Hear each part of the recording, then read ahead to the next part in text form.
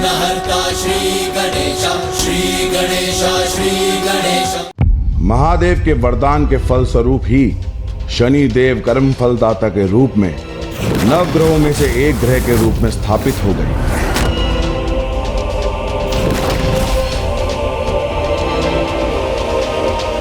मुझे स्वयं महादेव ने कर्म फल के आधार पर दंडाधिकारी नियुक्त किया है।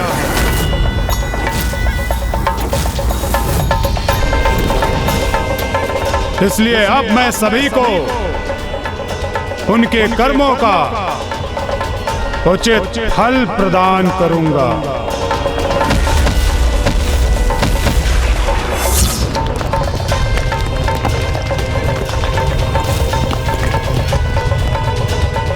और अब उन्होंने पूर्ण निष्ठा से अपना कार्य आरंभ किया, जिसके लिए समस्त ब्रह्मांड पर उनकी दृष्टि थी। और फिर प्रभु शिव शंकर शंभू से शनि देव को प्राप्त इस उपाधि, इस वरदान ने ही प्रभु पिपलाद के अवतार के लिए अभिशाप का रूप धारण कर लिया।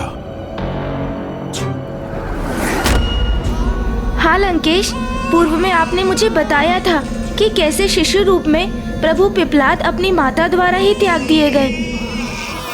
ये कैसा कुप्रभाव हुआ था शनिदेव की दृष्टि का कि एक माता अपने ही नवजात शिशु से दूर होने पर विवश हो गई। और फिर प्रभु पिपलाद के पिता उस समय कहाँ थे? क्या नाम था उनका? उनके पिता ब्रह्मदेव के परपौत्र महिषी दधीची थे, जो प्रभु महादेव शिव शंकर शंभू के महाभक्त भी थे। कर्पूर गौरम करुणावतारम संसार सारम भुजगेंद्रहारम सदा वसंतम हृदयारविंदे भवम भवामी सहितम नमामि। कर्पूर गौरम करुणावतारम संसार सारम भुजगेंद्रहारम सदा वसंतम हृदयारविंदे भवम भवामी सहितम नमामि। वो तो सदियों से संतान प्राप्ति के लिए प्रभु महादेव की तपस्या में लीन थे, और उनकी तपोग्नि दिन प्रतिदिन अधिक प्रभावशाली होती जा रही थी।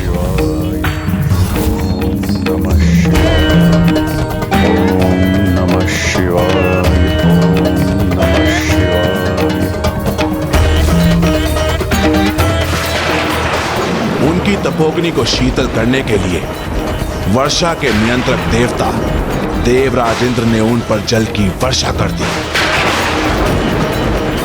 ओम नमः शिवाय, ओम नमः शिवाय, ओम नमः शिवाय।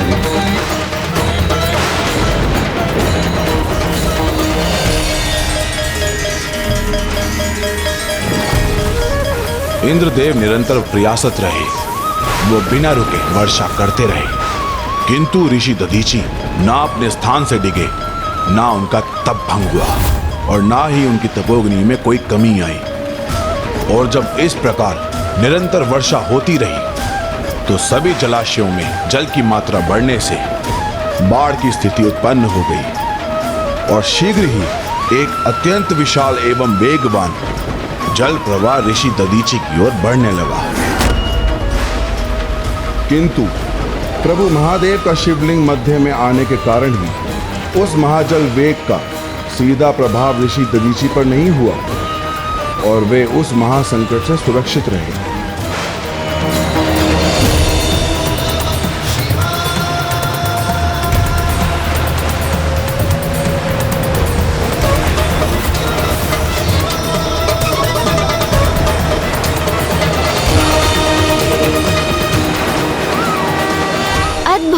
वहाँ पिताश्री प्रभु महादेव की तपस्या में लीन ऋषि दधीची की रक्षा स्वयं प्रभु महादेव के शिवलिंग ने कर ली।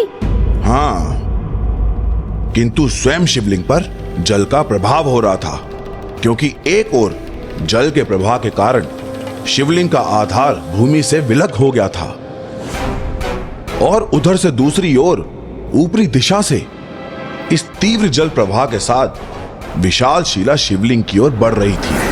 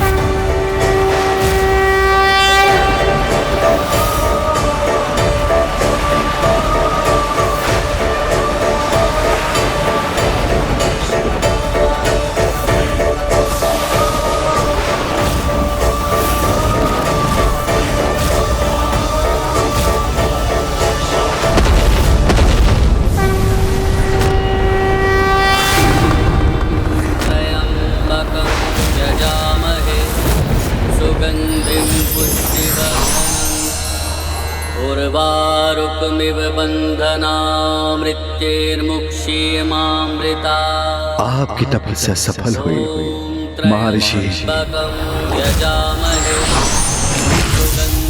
प्रभु प्रणाम प्रभु, कहिए आपको मुझसे क्या वरदान चाहिए? प्रभु, मैंने तो यह तपस्या संतान प्राप्ति के लिए ही की थी। मुझे वरदान दीजिए कि मुझे एक तेजस्वी पुत्र प्राप्त हो। आपने एक पिता के समान अपने हाथों में भरकर मेरे शिवलिंग का ध्यान रखा, जिससे मैं अत्यंत प्रभावित हुआ। इसलिए मैं आपको वरदान देता हूँ कि मैं स्वयं आपके पुत्र के रूप में प्रकट होऊंगा, कि मैं स्वयं आपके पुत्र के रूप में प्रकट होऊंगा, कि मैं स्वयं आपके पुत्र के रूप में प्रकट होऊंगा। धन्यवाद प्रभु, बहुत बहुत धन्यवाद।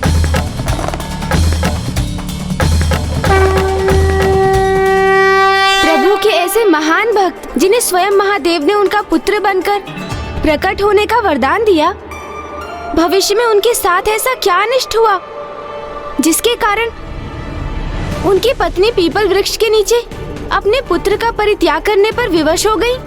इतने असंख्य प्रश्न करते हैं आप गणेश जी, किंतु चिंता ना कीजिए गौरी पुत्र। मैं दशानन रावण ना ही कोई कार्य अधूरा छोड़ता हूं और ना ही कोई कथा। इसलिए धैर्य रखिए और मुझे एक एक कर कथा का प्रत्येक चरण सुनाने दीजिए।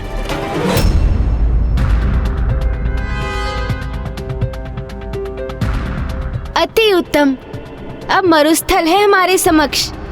आप इस मरुस्थल को देखकर इतने आनंदित क्यों हो रहे हैं गणेश जी? क्या वो आपका मूषक लौट आया है क्या? क्या आप किसी योजना का निर्माण कर रहे हैं? क्या है आपके मन में? लंकेश जी, आप तो मुझसे भी अधिक प्रश्न करने लगे। प्रतीत होता है आप पर भी मेरी संगति का प्रभाव हो रहा है। मेरे प्रश्न को टालिए मत। जितना पूछा है उसका उत्तर दीजिए। आप व्यर्थ ही संदेह कर रहे हैं मुझ पर। आप अपना ध्यान कहीं मत भटकने दीजिए, कथा पर ही उसे केंद्रित रखिए। और जहाँ तक मेरा प्रश्न है, मैं तो अभी भी अपने बाल स्वरूप में ही हूँ ना, तो प्रत्येक नवीन दृश्य को देखकर उत्सुक और आनंदित हो उठता हूँ। इसलिए इस मरुस्थल को देखकर भी अचंभित हो गया। अब शीघ्र आगे बढ़िए ताकि आज हम सूर्यास्त की पूर्व ही समय पर सकुशल लंका पहुँच सकें। चतुर गणेशा।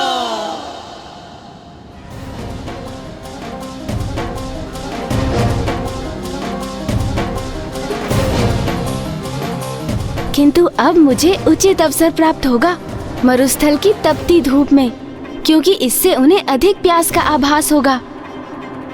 इसलिए वो अधिक जल का पान करेंगे और फिर शीघ्र ही उन्हें लघु शंका करने की आवश्यकता होगी। लंकेश को आत्मलिंग मेरे हाथों में सौंपना ही होगा और फिर मैं इस आत्मलिंग को यही मरुस्थल में स्थापित कर दूंगा। हे सूर्यदेव, आप तो बस आज अपने ताप को अधिक बढ़ा दीजिए। क्या हुआ लंकेश जी? कृपया मुझे आगे की कथा तो सुनाइए। तपस्या संपन्न होते ही ऋषि दधीचि अपनी पत्नी देवी सुवर्चा के निकट लौटे और उन्हें प्रभु के वरदान से अवगत कराया। तो वो भी अत्यंत आनंदित हुई और फिर समय बीतता गया और शीघ्र ही देवी सुवर्चा ने गर्भ धारण कर लिया।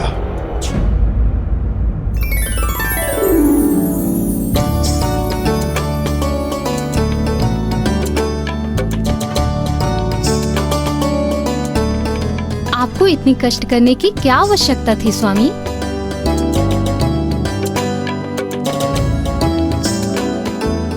ऐसे समय में अपनी होने वाली संतान एवं उसकी माता की देखभाल एक पिता नहीं करेगा तो कौन करेगा?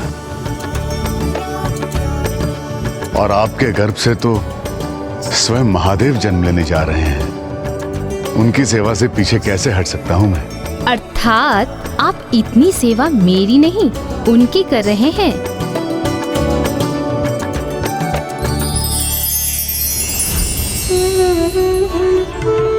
ये उस ऋषि दंपति के लिए सर्वाधिक आनंद का समय था, किंतु शीघ्र ही एक अप्रिय घटना घटित होने वाली थी, जिसका संकेत निमंत्रण बनकर उनके द्वार पर था। प्रणाम गुरुवर।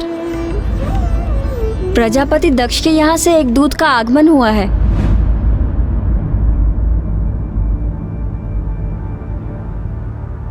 उन्हें यहां बुला लाइए।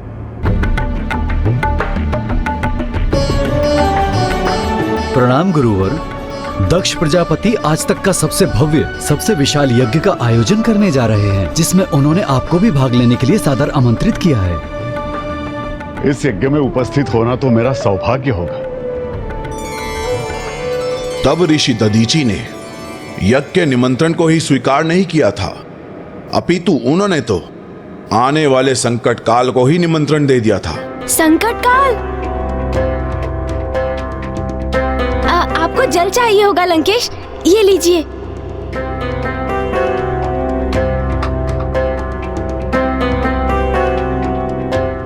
मुझे आशा है अब मेरी युक्ति अवश्य सफल होगी।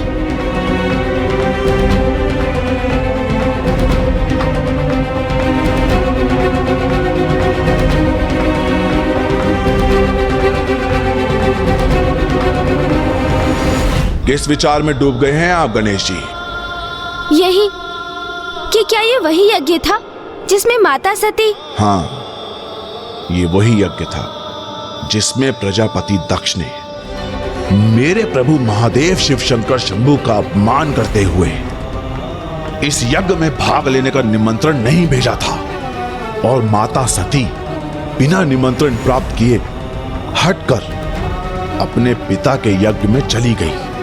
प्रजापति दक्ष स्वयं प्रभु शिव से ईर्ष्या का भाव रखते थे, और जगत के परम पिता के प्रति ईर्ष्या करने के अपराध के परिणाम स्वरूप उन्हें अपने कर्मों के अनुसार उसका दंड तो भोगना ही था।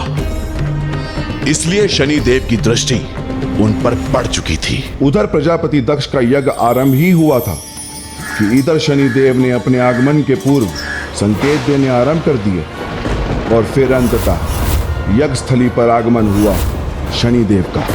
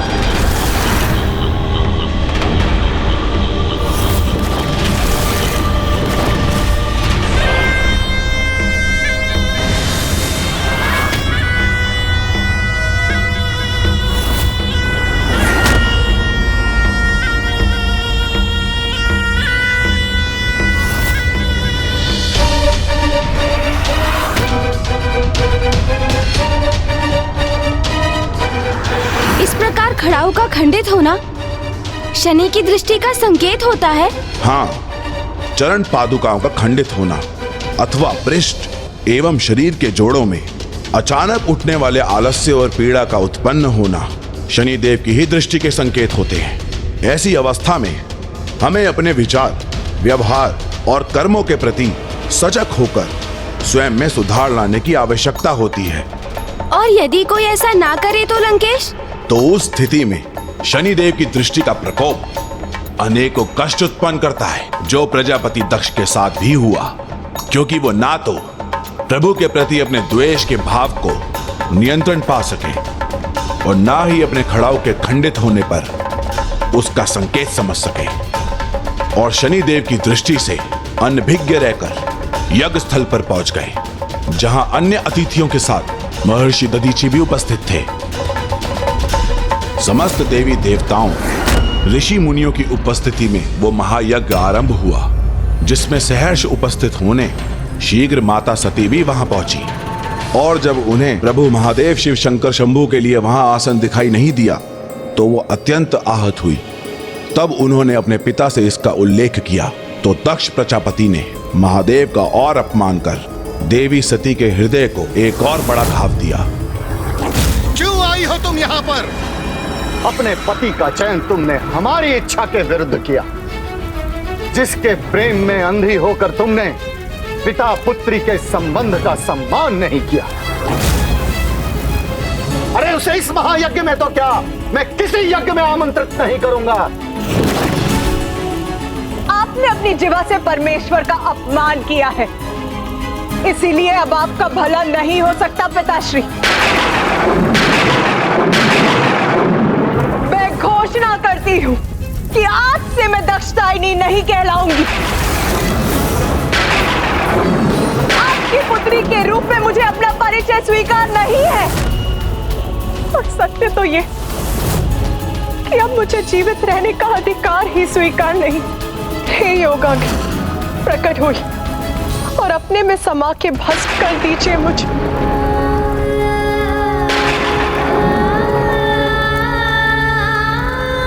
प्रजापति दक्ष के यज्ञ की समाप्ति तक किसी भी अतिथि को यहां से जाने की अनुमति नहीं है।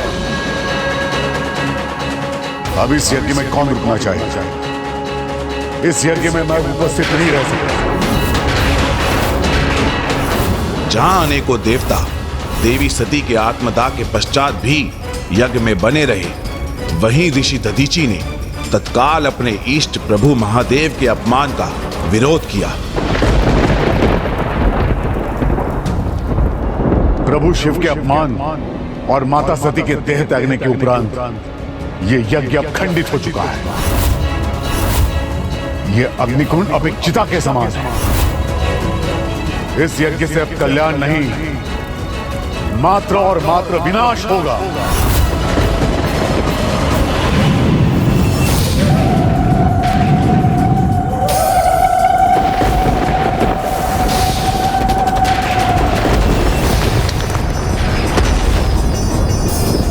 फिर क्या हुआ लंकेश? एक चुनौती। प्रजापति दक्ष और ऋषि दधीचि के मध्य कैसी चुनौती की स्थिति उत्पन्न हुई? नहीं, हे गौरी पुत्र, ये चुनौती ऋषि दधीचि और शनिदेव के मध्य स्थिर हुई थी।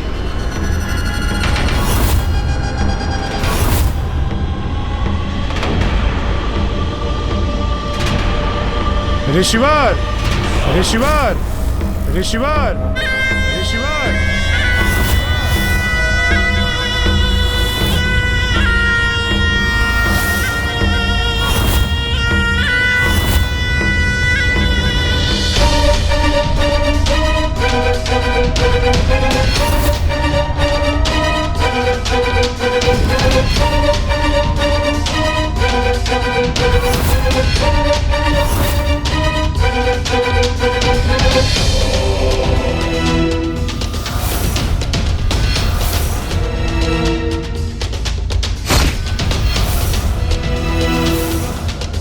अर्थात ये सब आपके ही कारण हुआ है।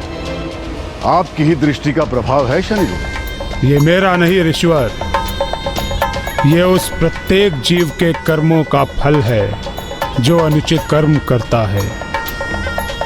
मैं तो मात्र माध्यम हूँ, महादेव की आज्ञा अनुसार उनकी इच्छा को पूर्ण करने का निमित्त मात्र।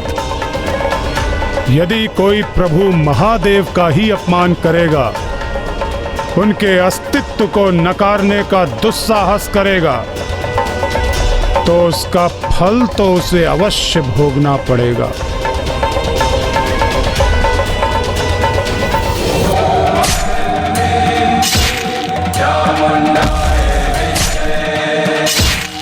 ये तो अभी आरंभ मात्र है। निकट भविष्य में दक्ष प्रजापति और उनके इस यज्ञ की और भी दुर्दशा होने वाली है।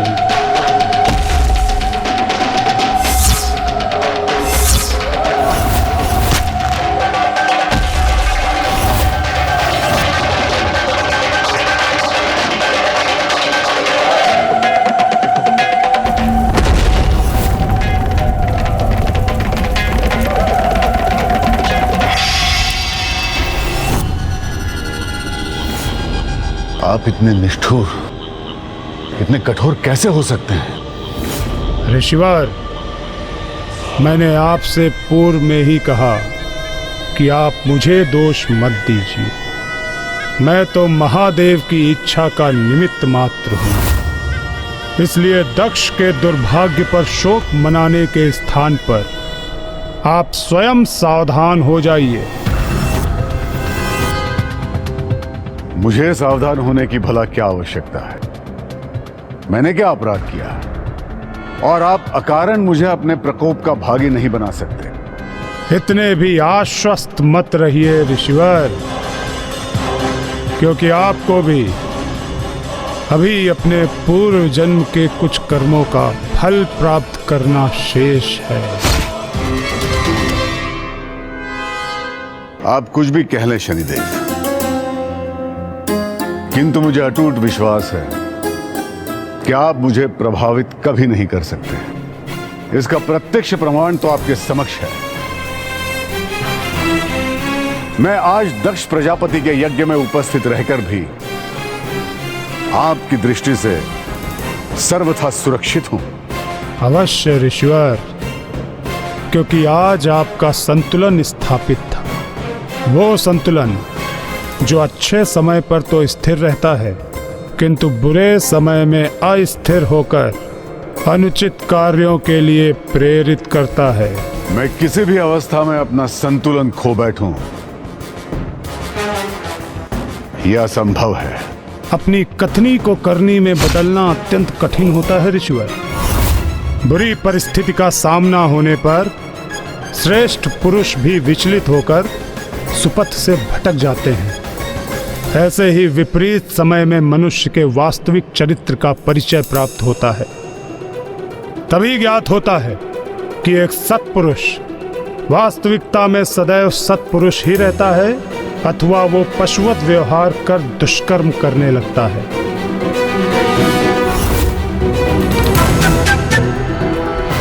जब किसी पर मेरी दृष्टि पड़ती है ऋषिवर, तो वो अपनी भूल सुधारने के स्थान पर और अधिक अनुचित कर्म करने लगता है, और उसके अपराधों की अति होने पर उसका भयानक अंत निश्चित है। और जब आप पर मेरी दृष्टि का प्रभाव होगा, तब आपका भी यही परिणाम होगा ऋषिवर।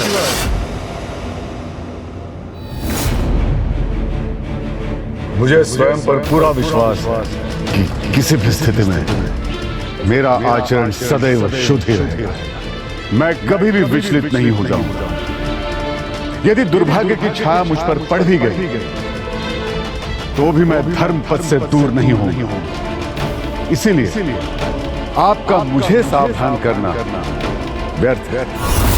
आप मुझे चुनौती दे रहे हैं ऋषिवर? हाँ शनिदेव, इसे आप मेरी चुनौती ही समझिए।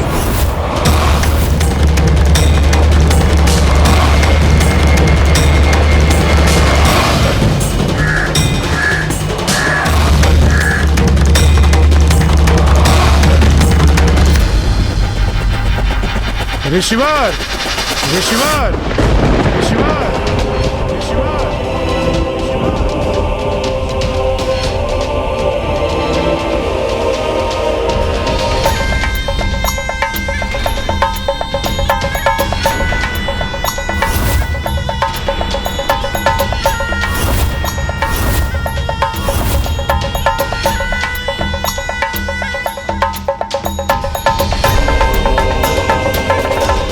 आपने शनिदेव की दृष्टि को चुनौती दी है ऋषिवर।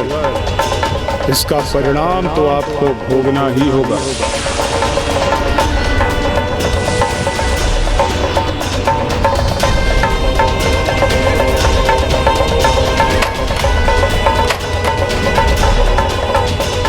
ये क्या?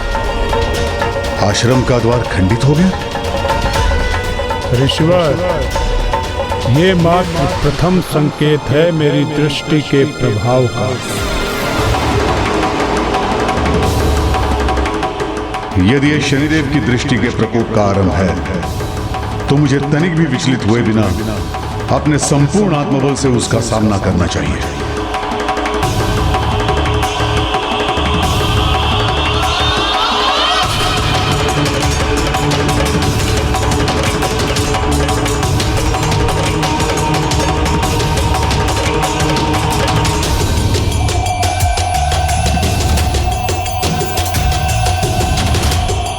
जिस आत्मबल के आधार पर आपने मेरी दृष्टि का सामना करने का संकल्प लिया है ऋषिवर, समय आने पर उसकी भी उचित परीक्षा होगी।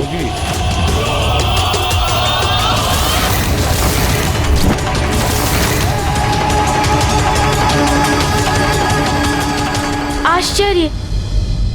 जिस ग्रह में स्वयं महादेव जन्म लेके प्रकट होने वाले थे, वो महान शिव भक्त भी शनिदेव की दृष्टि से नहीं बच सके। हाँ गौरी पुत्र, शनिदेव की दृष्टि सभी सीमाओं और किसी प्रकार के नियंत्रण से परे थी, और शनिदेव की दृष्टि जिस पर पड़नी होती थी पड़कर ही रहती थी। और इसी क्रम में देवराज इंद्र पर भी शनिदेव का प्रभाव होने ही वाला था। इंद्रदेव पर? देवराज इंद्र को शक्ति की बड़ी ही लालसा थी, और उन्होंने अहंकार में आके दंडनीय अपराध भी किए थे, और शनिदेव की दृष्टि उन पर पड़ने ही वाली थी। और इसी कारण देवराज इंद्र और ऋषि दधीचि एक दूसरे से बंधे हुए थे, और देवराज इंद्र के कर्म उन्हें ऋषि दधीचि के भविष्य से जोड़ने वाले थे। अर्थात देवराज इंद्र और ऋषि दधीचि पर एक साथ शनिदेव की दृष्टि का प्रकोप पड़ना कोई संयोग नहीं था, कोई गहरा संबंध था। हाँ, और ये जुड़ाव दो चरणों में प्रकट होने वाला था। प्रथम था शनिदेव की दृष्टि का देवराज इंद्र पर पड़ना, और द्वितीय था उनकी दृष्टि के प्रभाव से देवराज इंद्र से एक बड़ी भूल के उपरांत ऋषि दधीचि के समीप पहुंचे। किंतु देवता होने के उपरांत भी क्या इंद्रदेव शनिदेव की दृष्टि से नहीं बच सके? शनिदेव की दृष्टि से कोई सुरक्षित नहीं। जिस तरह समय से कोई छिप नहीं सकता, मृत्यु को कोई छल नहीं सकता, उसी तरह शनिदेव की दृष्टि से कोई नहीं बच सकता, चाहे वो मनुष्य हो, असुर हो, या स्वयं भगवान ही क्यों ना हो।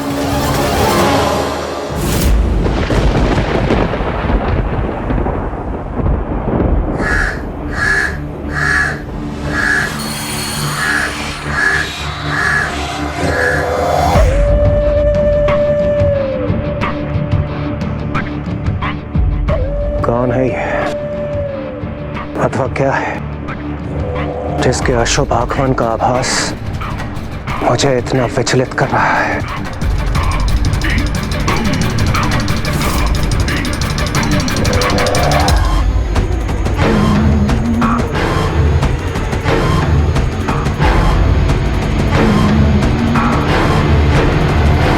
कुछ कर्मों का लेखा जोखा तो अभी आपको भी देना शेष है देवराज, इसलिए मैं शनिदेव आप पर अपनी दृष्टि डालने आ रहा हूँ, और मुझे विश्वास है देवराज होने के नाते आप अपने कर्मों का संतुलन स्थापित करने के लिए तत्पर होंगे और मेरी दृष्टि को सहेंगे। सावधान देवराज, स्वर्ग के निकट पहुंच चुका हूं मैं, और मेरी दृष्टि के लक्ष्य आप हैं।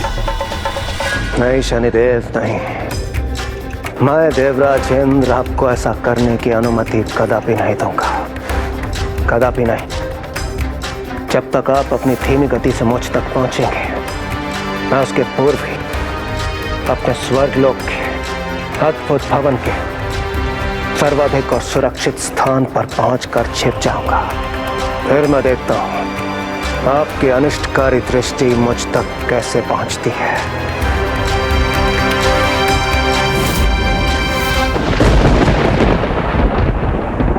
शनिदेव हर किसी को उसके कर्मों का फल देते हैं, किंतु उनकी यही कर्तव्य परायणता एक पिता बनने को तरस रहे एक ऋषि एवं एक अजन्मे शिशु के लिए दंड बनने वाली थी।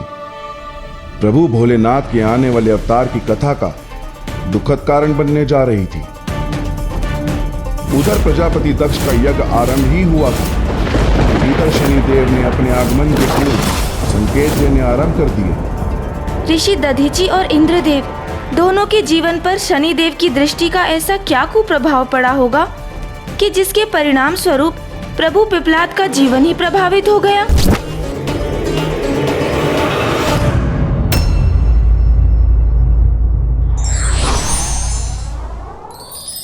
विपरीत परिस्थिति में भूल होने की संभावना अधिक हो जाती है, इसलिए इससे बचाव हेतु व्यक्ति को सदैव धैर्य और संयम बनाए रखना चाहिए।